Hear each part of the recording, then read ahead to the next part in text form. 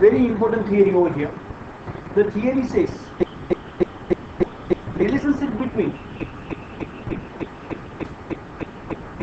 quotient, reaction quotient QC, equilibrium constant K, and Gibbs free energy. There are three things which we need to compare and find out the relationship.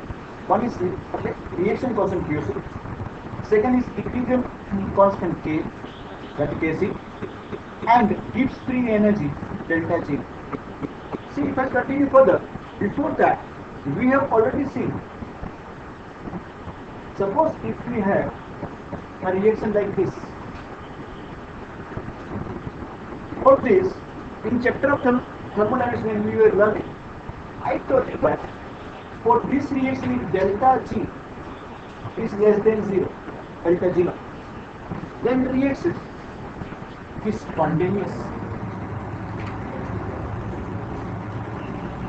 Then reaction is, we have also learned at that time, delta G naught is greater than 0, then reaction is non-spontaneous.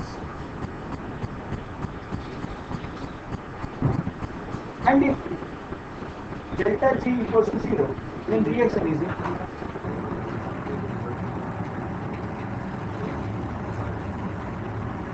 and we have interpreted this also with related to the equilibrium constant. अभी जरा ध्यान से देखिए, अगर reaction spontaneous होता है मतलब क्या है?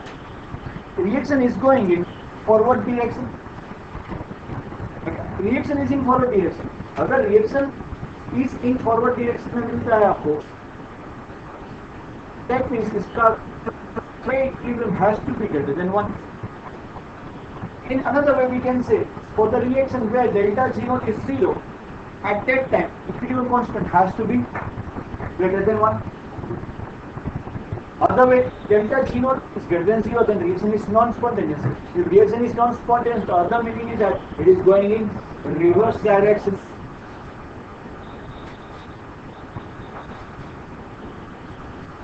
And if it is in reverse direction, K equilibrium is less than 1. So that's another relationship. When K equilibrium is less than 1, delta G naught is greater than 0. And when reaction is in equilibrium, K equilibrium equals to 1. We have done this. So this topic is being done in chapter of thermodynamics. Let's revise it. What does our textbook says? Chemical equilibrium has no relationship with the chemical kinetics, but it is definitely related to the thermodynamics. Chemical equilibrium कितनी speed से reaction होता है उसके बारे में कोई information नहीं देता. It does not give the idea about rates of reaction. But thermodynamics से उससे काफी रिलेशनशिप है. In thermodynamics the change in free energy delta G is known as Gibbs free energy change. This difference is the difference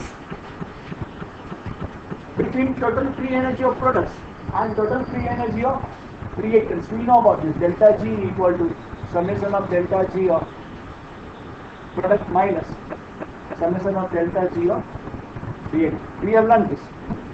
There are three possibilities are there: negative, 0 and positive. If the value of delta G is negative, then the reaction will be spontaneous on its own and it will always proceed in the direction towards products. That means forward reaction. And at that time we had derived that K will be greater than delta G is positive and the reaction will be non-spontaneous and it will always proceed in the direction from the products to reactant. At that time also we know delta G K equilibrium is less than, and if the values of delta G is 0, then the reaction will be in equilibrium. That means concentration of reactants and products will be in equilibrium. Okay? And at that time we have seen delta G equals to 0 and K equals to 1. इतना part हमको पहले से पता है. जो next चीज हमको सिखा रहे हो, let us understand this. In the thermodynamics,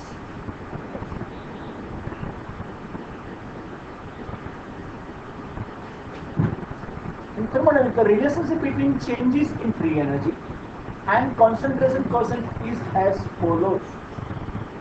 उन्होंने concentration quotient and change in free energy को ओके, ये रिलेशन से डिराइव कर रखा है जो हमारे सिलेबस में नहीं, हम इसको एक्सेप्ट करें। Delta G equal to delta G of R T L N Q C. QC stands for what? Reaction process. Delta G is changing free energy and delta G not is standard gives free energy. Now ये हम accept करेंगे यहाँ से, इतना पता है. But हमने अभी देखा अगर डेल्टा जी जीरो होता है at that time reaction equilibrium पे है एंड इक्विलिब्रियम में हमेशा QC इक्वल टू क्या होगा? कैसे? So I can put this value over here. Delta G equal to में जीरो लेगा, that means delta G naught plus R T L N K equal to क्या हो गया? जीरो. तो यहाँ था भाई, अगर मैं इसे क्या आया then delta G naught equal to minus RT ln K बराबर है. Let me explain you one more concept of maths. जरा ध्यान से देखिए. We know about this. Okay, this expression is known as logarithm form of log of x at base a equals to y. ये logarithm form. Log of x to the base a, log of x to the base a equals to y. Suppose if I want to convert this in exponential form,